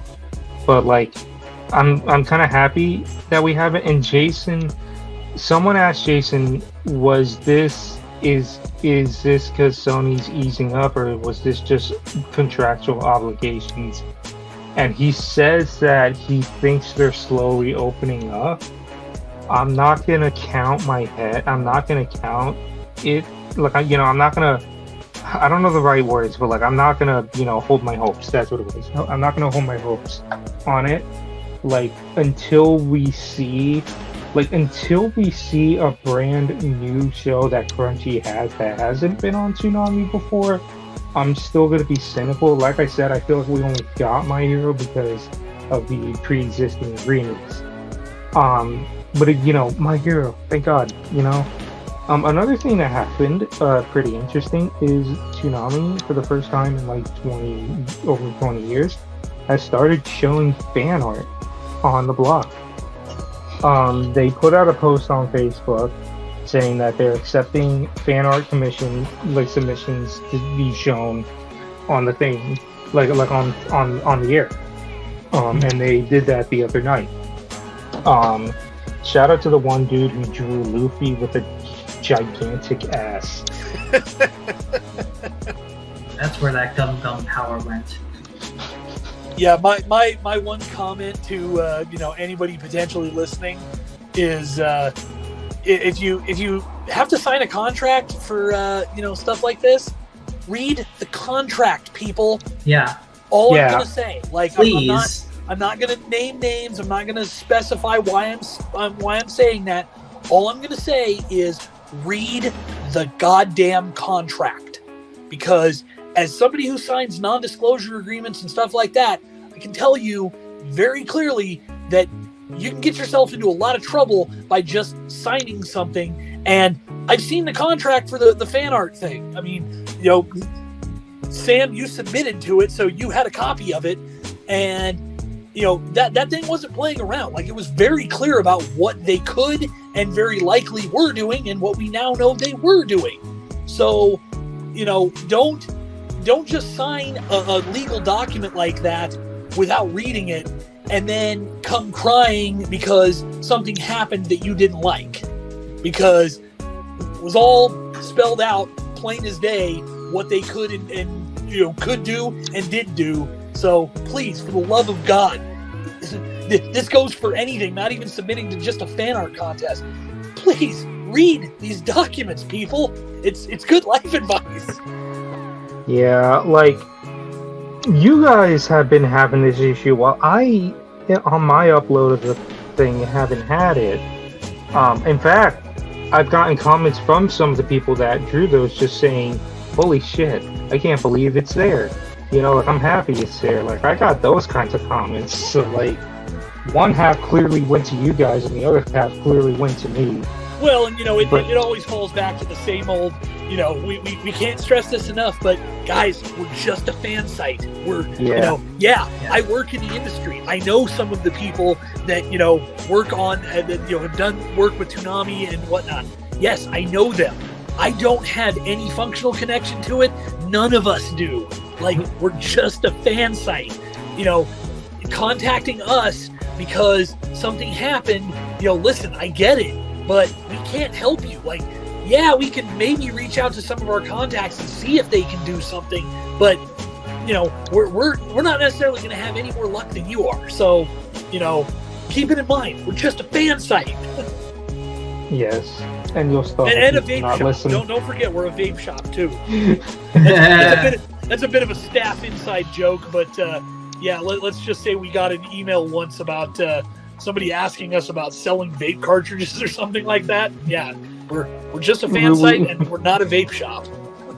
We aren't, damn it. Toonami Squad branded, I don't know what you call those, vape juice or whatever. Vape cartridges. vape cartridges. Yeah, smells of Baja Tom's Blast and grapefruit. disappointment. Yes. Okay, so like now we are left on the last 2 weeks of the year and what we know so far. Uh, Christmas weekend, we are getting a shortened Toonami, only to 2 hours. It is a marathon of Primal, the last 4 episodes of season two. Apparently, it's because of the Adult Swim Yule log being played at 2, which I saw a bit of. It's a horror movie, like, well, an Adult Swim budget horror movie. So like, but it's okay. But yeah, Primal Marathon. I also happening. suspect they're just burning off the rest of the episodes that they want to air, and then New Year's they're just gonna replace it with Fooly Cooly. Which brings us to the next one. New Year's weekend, we are getting a marathon of the first season of Fooly Cooly, which leads us to believe that we're getting the new seasons pretty early next year. Like, here's what I'm seeing. Well, I'm not expecting like January, February these new seasons to come, but like you're gonna marathon, you're gonna marathon season 1 of Fooly Cooly, then after that, when we get back to normal scheduling, I'm assuming Fooly Cooly Progressive is gonna rerun. Then you're gonna have alternative rerun, and maybe a marathon, and then that's when the new season of Fooly Cooly will happen. But yeah, Fooly Cooly is back. Never left, but it's back. Well. Yeah, I mean, if you reran all 3 of the existing seasons in a lead up to the new ones, I mean, not counting the new ones, that's 18 weeks of a schedule slot filled up. So, it's not necessarily bad. And then, if you did the other 2 seasons right after that, that's 30 weeks. Yeah, like they did that when they were leading up to the season 2 and 3. They reran the first season, and then Progressive and Alternative came over. So that's what I feel like is going to happen. So like, hey, Fooly Cooly, but this also raises a question that I've been having. Like, okay, Toonami's been in a schedule slump this whole year, but there are shows that they still have the rights to that they could easily put on the block, like Standalone Complex, like Standalone Complex. Jason has mentioned they still have Space Dandy and IGPX. And that was Space Dandy, but yes, they still have IGPX. So I'm just like, you got like some shows that you I don't want to say forever, but like you got like a very long-term contract with. So if we were in a schedule slump for like a good chunk of this year, why didn't you just bust out some of that legacy show? I wouldn't mind Standalone Complex. Would have beaten Blade Runner. You know what I mean? But I also would have liked what they did in 2020. Like, why not just grab something from Adult Swim and just throw it on the block? Just throw it on the block, see what happens. Probably because there's nothing on Adult Swim that really matches Toonami. Like, the closest was but... Well, yeah, but yeah. That's it. Going back to dipping into Sentai. I mean, I've said this before. The last time anything from Big O season 1 aired on the block was the April Fool's event a decade ago, and the thing is, like, okay, yeah, they've got rights to season 2, and season 2 is great. Like, don't get me wrong, I love season 2, but I was on another podcast recently talking about Big O season 1 and a couple of those episodes, and I was reminded just how good it is.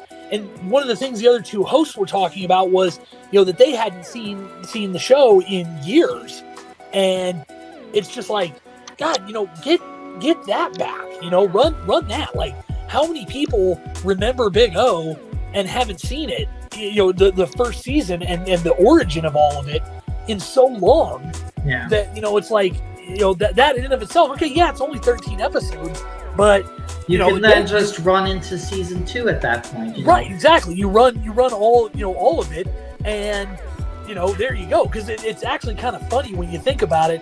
Every time they've run season 2, it used to be a joke of like, the show ended with the cliffhanger at the end of episode 13 and there was no more, and that was all it was left on. And now for so many years, the broadcast has been the exact reverse. It picks up off the cliffhanger that countless people have never seen how it even got there. Yeah. So yeah, I'm just saying, like, if they could easily air like some stuff that they still have like legacy rights to or whatever. Like hell, there's some shows that they have that they've aired a while back that they still have rights to. Well, no one wants this, but an example being Promised Neverland. They had that marathon. I thought people loved season 1. Season 1's fantastic. I'd rewatch that. Yeah. So like you have that. I still want to say they have Black Clover because it's still on their website. Like, I mean, hell, they aired the last couple episodes of season 5 of My Hero Academia. So some of these shows that they aired, but that was the lead up into year. season 6. So I don't know, because the thing was is that I don't know, whatever. But point is that there's still. It's not like we're going to be getting the movie anytime soon. Double that up if Netflix picks up a continuing series of Black Clover. Yeah. I do kind of wonder. I mean, I imagine it's probably just, was a little, like, hey, by the way, can we use this? And, somebody was like, yeah, sure, we don't care. Was, when they did the return and, we saw the Absolution come back, it was using old footage from the old bumps, way back in the day. And they had a bunch of footage of like Outlaw Star and Yu Yu Hakusho in there. It makes me kind of wonder. It's like, man, what if they actually did have rights? I mean, because we know they reran Outlaw Star, some years ago. But it's like, even those, it's like, God, bring back some of that stuff if you could. And that was like the big thing for 2017 is that they did a lot for that anniversary compared to this one. And not all of it was their fault. Obviously, they had a freeze in the budget. But they couldn't have grabbed like some type of older show to rerun. Like it just felt like this 25th was just like, oh, we're 25. Happy anniversary to us, I guess. Well, it especially with a lot of the old show stuff too. It just, this isn't even so much on Toonami's side of things.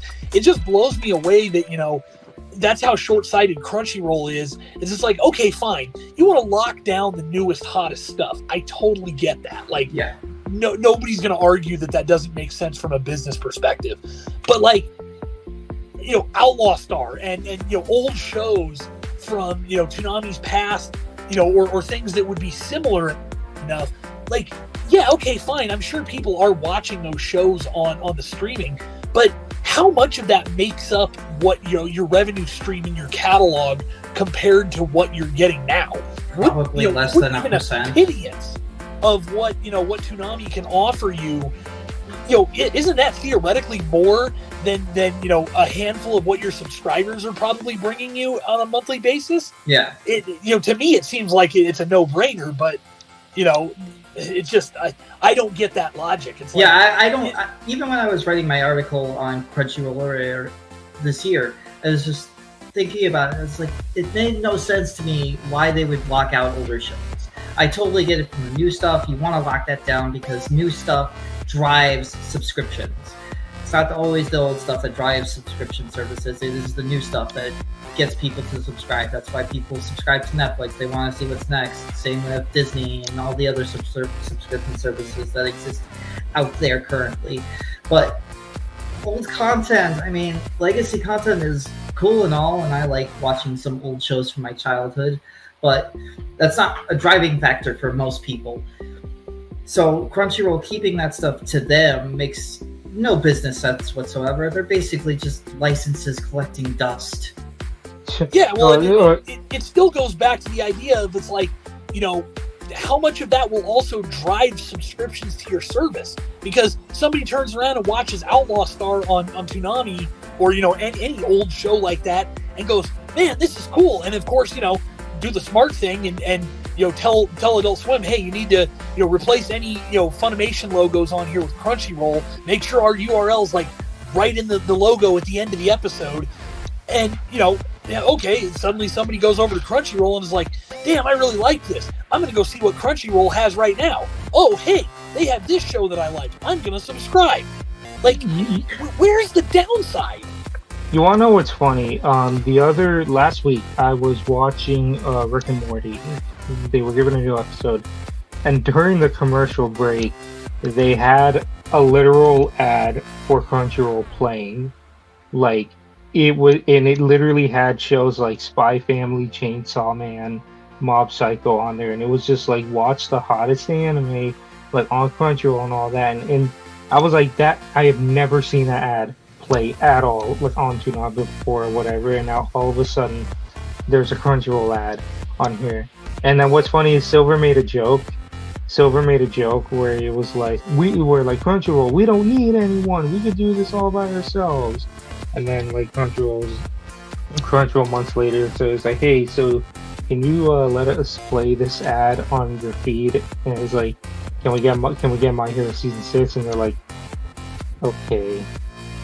Well, that's the dumbass thing. I mean, imagine if that wasn't any kind of a trade or anything with running My Hero or anything. Imagine if they just freaking paid outright, to run those ads as part of the ad block.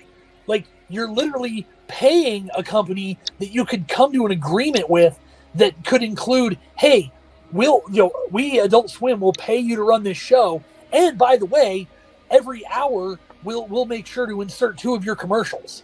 Like, you could strike a deal for all of that, and they're leaving that kind of crap on the table. It's just, I just cannot wrap my head around that mindset. Yeah, and like right now we have My Hero, but there's no guarantee that we will get more from Crunchyroll. That is just right now is My Hero Academia, potentially maybe 1 or 2 other shows that have a contract still with Toonami. But I'm not really expecting a whole lot from Crunchyroll moving forward. I still expect nothing from them. Yeah, well, like Sam too said, it's the real proof will be when we get a show that doesn't have any legacy history on the block. Because it's real easy to go, okay, this ends up being a contract deal, whatever. Like, it doesn't mean much. What'll really talk is when we see something that wasn't there. Like hell, if we somehow get like Chainsaw Man or Spy Family on there, and technically those are I don't want to say legacy, but they're literally ending next week, like their first seasons. So like at this point, you have nothing to lose if they air, because the entire seasons have already came and gone. So if someone sees the first episode on Toonami, they could be like, hey, I want to see this, and go to Crunchyroll, and there's the whole thing. You know what I'm saying? But so this kind of, I guess, goes into the last topic of the night, which is what our hopes for the next year. What do we want to see, and what are we hoping for? Our speculations. I'm still hoping for that asteroid to hit us, but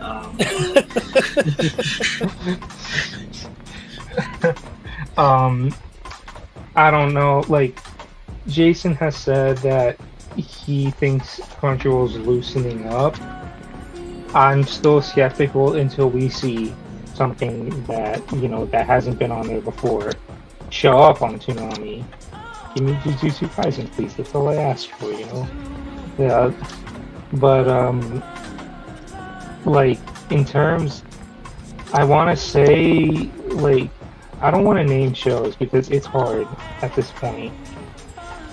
Like, he says they still talk with Viz and Sentai, maybe Bleach, even though yes, Hulu has streaming rights to those, broadcast rights are still a different thing, and if they're still talking a lot with Viz, and not only that, but Bleach's first core part is coming to an end next week, so the whole thing's already out. Say, like, and the next show to end is Yashahime, which is perfect. That's a Viz show ends for another Viz show. Give us Bleach after Yashahime.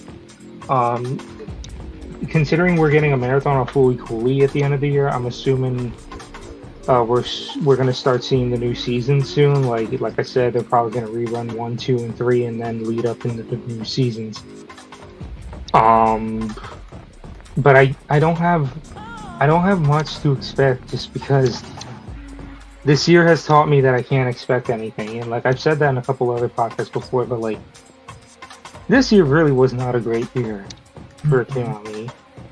Like it just was not. There was just a lot.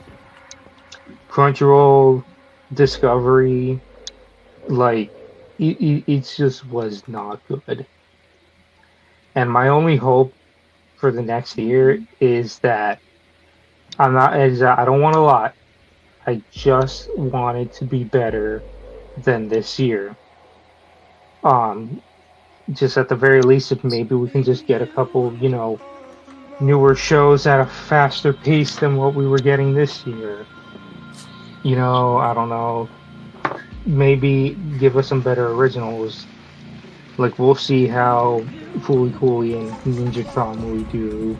Although I don't think we're getting that until like 2024. Well, my thing is like, if I were to let me reflect a bit on Toonami's 2022, I think this is their worst year. Maybe not the worst year, because I think that might go to actually maybe 2007, 2008, maybe. But even then, at least we got content to work with, even if it was sparse. But this year, not a lot was happening. For them to celebrate 25 years, not really have a ton. And yes, not all of it was their fault. But I feel like if, let's say those originals this year actually hit and they were all great, I still think their weakest aspect of this year and from the past few years has just been delivering strong content throughout all throughout the year. There's normally maybe 1 or 2 months previously where I can think of there was a lull in content. But for this year, it was just a dry spell. Just nothing was happening, and we were waiting for answers, and then at a certain point, it just became a little bit too annoying. So I just don't. For next year, I at least hope they have more of a. Well, they always have a strategy, but maybe it's hard for me to really say what I want to say here. But hopefully, moving forward, they know what's happening and that they can inform us of what's happening sooner rather than later. Yeah. What about you, Logan? Yeah, I mean, I mentioned it earlier in the year, and what I think one of the frustrating things is it's like what I looked at was with all the new content, as far as originals they were doing that were coming down the pipe, I made a comment that it was clear they were trying to bolster their internal holdings as far as shows that they had. And, again, for better or for worse, with the quality level of them, having that content and being able to use it was going to be an asset. And, of course, that was before the Warner thing blew up and we ended up with, half those shows written off and, probably never to be seen again. So it sucks because it feels like, for all the steps forward they were trying to make with that kind of stuff, it ended up, through no fault of their own, other than maybe, you can argue that if the shows had been successful, they wouldn't have needed to write them off. So that's a bummer. As I recall, I think Fena got written off too, didn't it? Yeah, all the Crunchyroll shows got written off. Fena, Blade Runner, and Shenmue. Yeah, and so it's like, of those, I think most people will agree that Fena was the most successful, but yet it still got written off. And so it's like, for, again, like I said, for all the steps forward they tried to make with, building that content library, life kicked them in the balls and put them back. And, it's like, okay, great. You still got the 2 Fooly Cooly seasons. Obviously they have some level of rights to the original. I would love to know if maybe they ended up managing to buy the rights to that in some way, or if IG has them, because Funimation has the home video rights, or Crunchyroll now, to the first season. So it was actually something that I didn't. I didn't really give a lot of consideration to was that they are able to air that again. Yeah. Well, like I noticed, I believe it is IG USA that has the rights to it, whereas Funimation/Crunchyroll is now just distributing it via home video. So Which, literally, I mean, that makes sense. well, you say that though, but like I remember when they aired the first season before season 2. I don't know if it's going to be the same when this marathon drops, but they still had like the Funimation outro.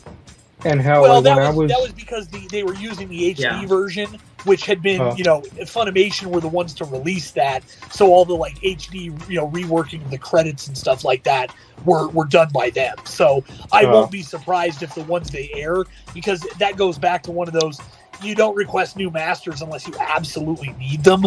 So, there won't really be any reason for them not to do that. It's the same reason, to this day when they run Standalone Complex, Bandai Entertainment's logo is on there, and that company's been defunct for over a decade. Mm-hmm. So that in and of itself, I would expect to see with it. Yeah. But yeah, it just, I mean, I would agree. This has definitely been the weakest year for them. Through some fault of their own with the weaker originals. Through no fault of their own with Crunchyroll just not wanting to play ball. The Discovery merger being an absolute shit show that, thankfully they survived more unscathed than they could have been. I mean, the worst case they really lost was their originals. All right, that sucks, but, could have been much worse. Yeah. So, I mean, I would agree, I don't want to name names for a show, or shows, plural, that I'd like to see them, bring out, in 2023, because it's too hard to name stuff that I think either has potential or it's locked up behind it's in Crunchy jail. I just want to see them play ball and give them a chance, because it still to me feels like it's nothing but beneficial for Crunchyroll to play ball, and so that's all I can hope for. And I hope that the upcoming originals with the new Fooly Cooly seasons, I don't think we'll see Uzumaki until October. It doesn't make sense to run it anywhere else, and we know they delayed it repeatedly because they're trying to get the animation to look just right. And it's a lot easier to go, hey, all right, we've decided to delay it to 2023, and you have until August to finish it. We don't even know if it's 2023. They don't even know, we just know it's coming soon. Right. But again, to be fair, if let's say they were aiming for 2022 and decided to delay it, the safe bet is yes, they're probably aiming for 2023 right now. Yeah. Hopefully. But point being, that okay, you delayed it. You've given yourselves a big window. It wasn't like, hey, we're giving you an extra 2 months. It was more like, hey, we're giving you an extra 11 months. Yeah. And also, like, if they were to say, like, we're aiming for 2023, then that's expectations on their shoulder, which it's like, at this point, just don't talk about it until it's ready. Right, and that was really, kind of the takeaway from, like, even back at Anime Expo was like, yeah, it's still coming, we're still working on it, we just want to get it right. And I respect that, I mean, having worked on the live action adaptation of it, there's a lot that can go wrong. Yeah. Which is why, like, I don't have a problem with them taking their time. It just, it kind of sucks that they went for the announcement, and I get why they did, because Jason and Maki and Junji Ito himself were at Crunchyroll Expo to announce that. Yeah. Which of course is another reminder that it's like, hey, Sony, by the way, you're still stuck with these guys because that's a co-pro. Like, that stuff has come to an end for some of the stuff that's coming up, but that's still going to be a Crunchyroll co-production. Is that a Crunchyroll co-production? I don't think it is. No, it's not. It's Production IG USA, Adult Swim, and I forget the studio name behind. Oh, see, I could have sworn it was, but yeah. It was because they announced it at Crunchyroll Expo. Yeah, it was announced at Crunchyroll Expo, but Production IG and Adult Swim are working together on this project. Yeah, fair enough. But I mean, either way, it's like you've got a bunch of content, and Jason has said they've got something like 5 or 6 unannounced projects also in the works. Yeah. So it's like, it's good to see that, those projects are in the works, because that still goes back to the whole things were on pause, but the future was, at least Discovery wasn't, the Warner Discovery merger wasn't going to completely kill Toonami. If those projects aren't all canceled, that's promising. But the quality of those projects, will speak for themselves as they start to come out. And I'm sure not all of those are winners. Like when you produce stuff, you kind of produce whatever just to say, yes, we'll produce this just so you can get something else that's really cool. Right. So, and so I mean, yeah, for me, end of the day, I just hope that they're able to find enough content to keep the block. I won't even call it healthy, because it's not exactly in the healthiest of states as it is, but even if it's a matter of keeping it on life support, I hope they manage to keep enough content there until hopefully Crunchyroll opens their eyes, or they manage to get some of these other shows off the ground and get things going. And I hope they keep knocking at Sentai and Viz's door and trying to get more stuff from them. Yeah. Yeah, like he's also said too that they still have acquisitions in the works. What they are, we have yet to see. I mean, we'll know by February of next year. So, like when Yashahime ends, because I'm pretty sure they expended their budget this year ever since January, when they had like 3 shows back to back come out. But I just want it to be a little better next year than it was last year. Just like if Crunchyroll is at least willing to play ball next year, then I'll just say that it's better. Or at the very least, if they can at least manage to keep content flowing next year than they did this year, please. That's all I really have. Yeah, and I have left to say. I'll just be completely honest. I do want their originals to be good, but so far I haven't been really impressed by any of them. I still need to watch Rena, so maybe that'll be the winner and all those. But one out of how many originals have they produced so far isn't really like a good track record, in my opinion. Like, they're not god awful or anything, but it's just like they're not really anything amazing either. Yeah, like I said, I mean, I'm a big Blade Runner fan. Like, it's not like I went into Black Lotus being like, I hope this sucks. Like, I mean, it's just an unfortunate circumstance of, how it turned out.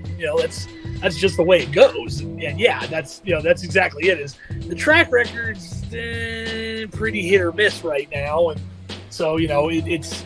Of course, we want them to be good, because nobody wants to watch a boring or a mediocre show. It's more competition is a good thing, and if Toonami can come out here and swing with like excellent series after excellent series, then that's great. That means Crunchyroll and Sony get off their lazy ass. It means that they get to produce better shows, and that produce more better shows across the board, across different places, including Netflix. It's just like, I want these originals to be good, but right now they just have not been hitting for me, and I just don't think right now I'm impressed with any of them. So that's like the biggest hope that I have for next year, is that their originals are good from beginning to end. Yeah, I mean, like the one show that has a lot of promise is the Ninja Family, because of like who's behind it and everything. Like Sung-Hoo Park, who directed Tower God and Jujutsu Kaisen, who started up his own studio, so it looks very promising. Yeah, I mean, like, I liked what I watched of God of High School, so I'm interested in what I think it's Sung-Hoo Park. So I'm interested to see what he produces, and hopefully it's good. It's only 6 episodes, so it's we've talked about that before. Did they about say their 6 episodes? I believe they had mentioned it's either 4 or 6 episodes long. I don't think they mentioned the count yet. But yeah, I mean, All I'm just saying is that, like, please, just next year, please be better. That's all I want. Like, please, just God, like, please, just be better. Because we were like, God, like, we just had a lot of worries from 2021 going into 2022 when our worries were proven correct. So, can we just be proven wrong? That's all I want, is to be proven wrong. Crunchyroll, stop being fucking dicks challenge. Yeah. Impossible. Impossible challenge. Crunchyroll pay their actors a living wage challenge. Impossible. Yeah, just pay your actors a living wage to draw 25 cards. Just a meeting, you jackasses. If you all are able to get freaking Travis Willingham, who's been out for years, into One Piece again, then y'all have money. Fuck you. Anyway, anyone got any words left to say on this before we wrap it up? Merry Christmas, Kwanzaa. I guess. Yes. What would we rate Toonami for 2022? Freaking 4. Well, yeah, about a 4.5. Wow, you guys are really. I'd say a 3.5. See, if the originals were better, I would probably be like maybe 5.